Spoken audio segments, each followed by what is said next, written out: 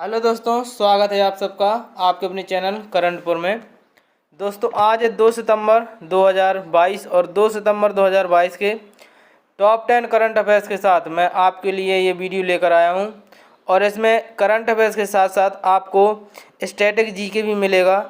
Static GK जो कि आपके एग्ज़ाम के लिए बहुत इम्पोर्टेंट होने वाला है, वेरी इम्पोर्टेंट। इसलिए इस पूरे वीडियो को ज़रूर देखना आप लोग। और अगर आपको अच्छा लगता है वीडियो तो चैनल को सब्सक्राइब ज़रूर कर लेना और वीडियो को लाइक भी करना। चलिए तो शुरू करते हैं। उससे पहले अगर आपने चैनल को सब्सक्राइब नहीं किया है तो सब्सक्राइब कर लीजिए और बेल आइकन को प्रेस कर लीजिए। चलिए बढ़ते हैं आगे अपने वीडियो में। देखिए पहला क्वेश्चन है हमारे पास यहाँ पर। ये पहला क्वेश्चन है, हाल ही में राष्ट्रमंडल संसदीय संघ का कोषाध्यक्ष किसे चुना गया है। ये क्वेश्चन है तो इसका सही आंसर है अनुराग शर्मा को चुना गया है राष्ट्रमंडल संसदीय संघ का कोषाध्यक्ष। ठीक है, ये बीजेपी पार्टी से हैं और इनको राष्ट्रमंडल संसदीय संघ का कोषाध्यक्ष चुना गया है। अब देखिए राष्ट्रमंडल खेल हुए हैं 2022 में, तो कहाँ हुए हैं? इसका आयोजन हुआ बर्मिंघम इंग्लैंड में आयोजन किया गया है। दूसरा पॉइंट है कि राष्ट्रमंडल खेल 2022 में भारत ने कुल कितने पदक जीते हैं। तो ये आपको पूछा जा सकता है। 61 पदक जीते हैं भारत ने, टोटल 61 पदक जीते हैं भारत ने, जिसमें से 22 स्वर्ण हैं, ठीक है, 22 हैं गोल्ड और 16 हैं सिल्वर और जो 23 हैं वो है ब्रॉन्ज। ठीक, ये आपको याद रखना है, 22, 16, 23 ये राष्ट्रमंडल खेलों में इंडिया का प्रदर्शन है। अब देखिए तीसरा पॉइंट जो है उसमें कह रहा है कि राष्ट्रमंडल खेल 2022 में भारत की तरफ से शामिल होने वाला सबसे कम उम्र का खिलाड़ी कौन है। ये भी पूछा जा सकता है। तो ये है अनाहत सिंह। अनाहत सिंह इनका नाम है। खेल का नाम कौन सा है इनका? तो स्क्वैश खेलते हैं, ये स्क्वैश के खिलाड़ी हैं। कुछ भी आपसे पूछा जा सकता है एग्जाम में। अगला देखिए पॉइंट है कि राष्ट्रमंडल खेलों में भारत के दल का नेतृत्व किसने किया। तो यहाँ पर देखिए दो लोग हैं, पीवी सिंधु और मनप्रीत सिंह, इन दोनों ने किया था। मनप्रीत सिंह का संबंध है हॉकी से, ये आपको पता होगा, हॉकी के कैप्टन है। और जो पीवी सिंधु का संबंध है वो है बैडमिंटन से। ठीक है, बैडमिंटन से, ये आप लोगों को याद रखना है। अगला देखिए पॉइंट है राष्ट्रमंडल खेलों में भारत का स्थान कौन सा रहा इस बार 2022 में। यहाँ पर लिखना था राष्ट्रमंडल खेलों 2022 में स्थान, तो यहाँ पर चौथा स्थान रहा। और जो पहला स्थान रहा राष्ट्रमंडल खेल बर्मिंघम में, वो ऑस्ट्रेलिया का रहा पहला स्थान। अब देखिए चलते हैं दूसरे क्वेश्चन की तरफ। ये है हमारा दूसरा क्वेश्चन। यहाँ पर लिखा हुआ है हाल ही में लॉन्च पुस्तक, हाल ही में पुस्तक लॉन्च हुई कौन? Indian banking in retrospect 75 years of independence. इस पुस्तक के लेखक का नाम बताना है आपको कि इस पुस्तक के लेखक कौन है। तो दोस्तों इसका सही आंसर है डॉक्टर आशुतोष राराविकार, ये इसके पुस्तक के लेखक हैं। पुस्तक का नाम फिर से याद कर लीजिए, Indian banking in retrospect 75 years of independence. ये पुस्तक है डॉक्टर आशुतोष राराविकार की। अगला क्वेश्चन है तीसरा, हाल ही में राष्ट्रीय, यहाँ पर राष्ट्रीय लिखना था, थोड़ी मिसप्रिंट हो गया है, राष्ट्रीय पोषण सप्ताह 2022 कब मनाया गया। तो ये आपको बताना है। तो ये मनाया जा रहा है 1 सितंबर से लेकर 7 सितंबर 2022 तक मनाया जाएगा राष्ट्रीय पोषण सप्ताह 2022। क्वेश्चन नंबर चौथा है, हाल ही में दुनिया का सबसे बड़ा धार्मिक स्मारक कहाँ खुलेगा। बहुत ही इंपॉर्टेंट क्वेश्चन है, छाप के रख लीजिए। ये क्वेश्चन जरूर किसी न किसी एग्जाम में पूछा जाएगा। तो देखिए धार्मिक स्मारक है तो कहाँ बनाया जा रहा है? ये पश्चिम बंगाल में बनाया जा रहा है। ये आपको पॉइंट याद रखना, बहुत ही अच्छा क्वेश्चन है।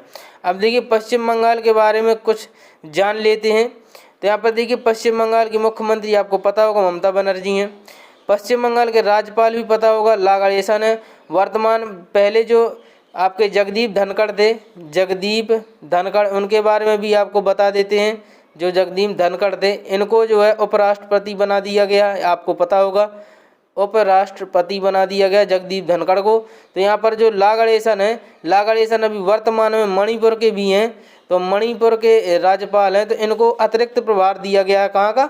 पश्चिम बंगाल का। ठीक, तो ये आपको याद रखना है। अभी हाल ही में ला गणेशन राज्यपाल हैं पश्चिम बंगाल के।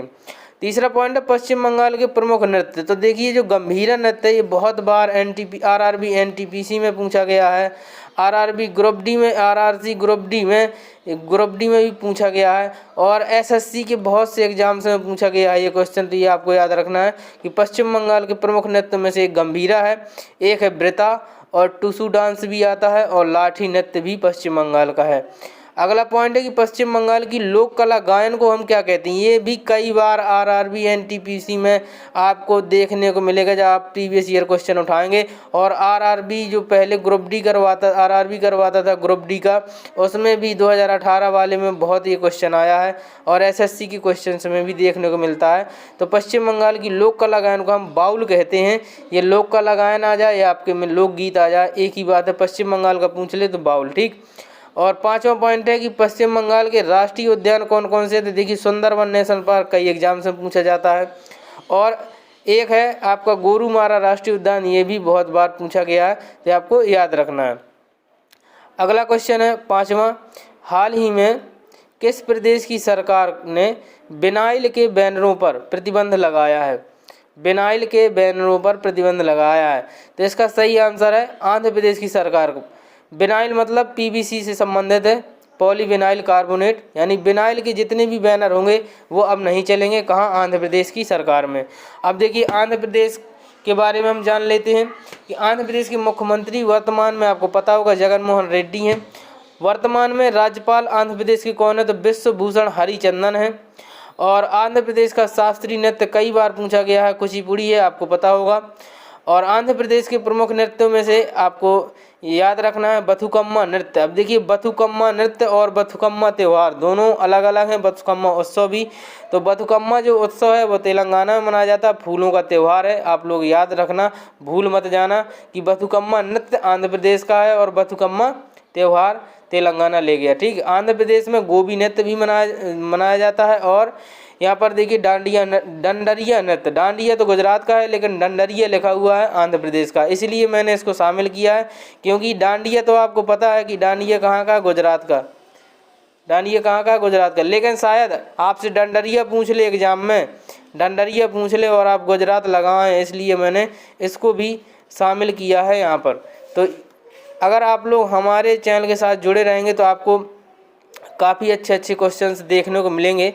अब देखिए अगला पॉइंट है कि आंध्र प्रदेश के प्रमुख राष्ट्रीय उद्यान। तो यहाँ पर देखिए वेंकटेश्वर राष्ट्रीय उद्यान आंध्र प्रदेश में है, पापी कोंडालू राष्ट्रीय उद्यान आंध्र प्रदेश में है, नागार्जुन सागर वन्य जीव अभ्यारण्य ये भी आंध्र प्रदेश में है, और कोरिंगा वन्य जीव अभ्यारण्य ये भी आंध्र प्रदेश में है, और रोलपाडू वन्य जीव अभ्यारण्य ये भी आंध्र प्रदेश में अवस्थित है। अगला क्वेश्चन है, देखिए क्वेश्चन नंबर 6वां हमारे सामने है, हाल ही में रिलायंस भारत का पहला और दुनिया का सबसे बड़ा कार्बन फाइबर प्लांट कहाँ बनाएगी। तो ये बहुत ही इंपॉर्टेंट क्वेश्चन है। ये भी पूछा जा सकता है कि भारत का पहला और दुनिया का सबसे बड़ा कार्बन फाइबर प्लांट कौन बनाएगा। तो ये आपको याद रखना है, रिलायंस बनाएगी। और या फिर ये पूछा जा सकता है कि दुनिया का सबसे बड़ा कार्बन फाइबर प्लांट कहाँ बनने वाला है, ये भी पूछ सकता है। और ये भी पूछा जा सकता है कि दुनिया का सबसे बड़ा कार्बन फाइबर प्लांट कौन बना रहा है, ठीक है। तो इन सब का जवाब है कौन बना रहा है, तो रिलायंस बना रहा है। और कहाँ बन रहा है, तो ये हजीरा गुजरात में बन रहा है, ये सबसे बड़ा कार्बन फाइबर प्लांट है। अब देखिए रिलायंस इंडस्ट्री की स्थापना कब होती है, तो 8 मई 1973 को होती है। संस्थापक कौन थे, तो धीरू भाई अंबानी, आपको पता होगा। रिलायंस का मुख्यालय मुंबई में है, और वर्तमान में जो CMD हैं वो हैं आपके मुकेश अंबानी, रिलायंस इंडस्ट्री के। अगला क्वेश्चन, अगर आपसे पूछ ले रिलायंस जियो के कौन है, तो ये दोस्तों अनिल अंबानी, ठीक है, अनिल अंबानी, जो कि अभी आपको पता होगा कि जो ब्लूमबर्ग मिलेनियम की लिस्ट आई है उसमें 2022 में इन्होंने 11वां स्थान प्राप्त किया पूरे दुनिया में, पूरे वर्ल्ड में अनिल अंबानी का 11वां स्थान है। और अडानी का मैंने कल आपको करंट अफेयर्स में बताया था, अडानी तीसरे स्थान पर पहुंच चुके हैं, ठीक है। तो ये रही अमीरों की बात। अब चलते हैं अपनी बात पर। क्वेश्चन नंबर 7वां है, हाल ही में थाईलैंड में भारत के राजदूत किसे नियुक्त किया गया है। थाईलैंड में भारत का राजदूत, तो ये नियुक्त किया गया है IFS नागेश सिंह को, ठीक है, नागेश सिंह को नियुक्त किया गया है, क्या, थाईलैंड में राजदूत। अब देखिए थाईलैंड की राजधानी आपको पता होगा बैंकॉक है, मुद्रा है थाई बात, और जो प्रधानमंत्री हैं वर्तमान में प्रयुत चान ओ चा, ये हैं यहाँ के प्रधानमंत्री। वैसे पूछा नहीं जाएगा, मैंने जानकारी के लिए ही बता दिया है। क्वेश्चन नंबर 8वां है, हाल ही में ई समाधान नामक पोर्टल कौन लॉन्च करेगा? तो ये बहुत ही इंपॉर्टेंट क्वेश्चन है। इस प्रकार के क्वेश्चंस एग्जाम में अक्सर पूछ लिए जाते हैं। ई वोटिंग प्लेटफॉर्म हो गया, ई समाधान हो गया, जैसे वोटर हेल्पलाइन के लिए पूछ लिया गया था। तो इस प्रकार के जो जितने भी पोर्टल हैं आपको एग्जाम के लिए कंठस्थ करने पड़ेंगे। तो ई समाधान जो पोर्टल है वो विश्वविद्यालय अनुदान आयोग यानी कि UGC, ये इसने मतलब लॉन्च किया है, लॉन्च करेगा, एक ही बात है। क्वेश्चन नंबर 9वां है, हाल ही में दोपहिया वाहन सवारों की दुर्घटना में सबसे ज़्यादा जानें किस प्रदेश में गई हैं? हाल ही में जो रिपोर्ट आई है उसके आधार पर जो दोपहिया वाहन यानी कि टू व्हीलर यानी कि मोटरसाइकिल वगैरह, इनमें इनकी दुर्घटनाएं सबसे ज़्यादा कहाँ हुई हैं? तो यहाँ पर देख सकते हैं आप, उत्तर प्रदेश इसका आंसर है। यूपी में सबसे ज़्यादा दुर्घटना हुई हैं मोटरसाइकिल वालों की और जानें भी गई हैं। ठीक है, अब देखिए यूपी के जो मुख्यमंत्री आपको पता होगा योगी आदित्यनाथ जी हैं, और यूपी के राज्यपाल हैं अनुसुईया उइके। और उत्तर प्रदेश का प्रमुख नृत्य राई नृत्य कई बार पूछा गया है, राई है और आपका कर्मा है। और यहाँ पर आप चले जाइए तो ब्रज क्षेत्र में कई नृत्य किए जाते हैं। ठीक है, अब देखिए अगला पॉइंट है, उत्तर प्रदेश के लोकसभा सीटों का बंटवारा। यहाँ पर दोस्तों पॉइंट गलत है। यहाँ पर ये पूछा जा रहा था कि उत्तर प्रदेश में लोकसभा की सीटें कितनी हैं? तो 80 हैं, और राज्यसभा की सीटें आपको पता है 31 हैं। ठीक, अगला पॉइंट है क्वेश्चन नंबर 10वां, ये हाल ही में किस प्रदेश में मुख्यमंत्री ने वर्चुअल स्कूल को शुरू किया है? बहुत ही इंपॉर्टेंट क्वेश्चन है ये, आप छाप कर रख लीजिए, किसी ना किसी एग्जाम में पूछा जाएगा। और आपको ऑप्शन मिलेगा केरल और दिल्ली। ठीक है, तो दोनों ही राज्य बहुत ही टॉप पर चल रहे हैं शिक्षा के क्षेत्र में, जो कार्य कर रहे हैं। सिर्फ भारत में 2 ही राज्य अच्छे से कर रहे हैं, एक केरल है, एक दिल्ली। ठीक है, तो वर्चुअल स्कूल की अवधारणा ये दिल्ली के मुख्यमंत्री अरविंद केजरीवाल ने जारी करी है।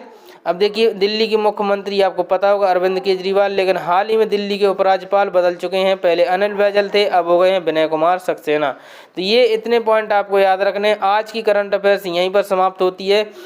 अगर वीडियो अच्छा लगता है आपको तो आप लोग लाइक ज़रूर करें, और चैनल को अगर अभी तक सब्सक्राइब नहीं किया है तो सब्सक्राइब कर लीजिए, और बेल आइकन को ज़रूर प्रेस कर लीजिए, क्योंकि बेल आइकन प्रेस कर लेंगे जो भी मैं वीडियो डालूंगा आपको तुरंत मिल जाएगा। इस वीडियो में इतना ही, मिलते हैं अगले वीडियो में कल, तब तक के लिए थैंक यू।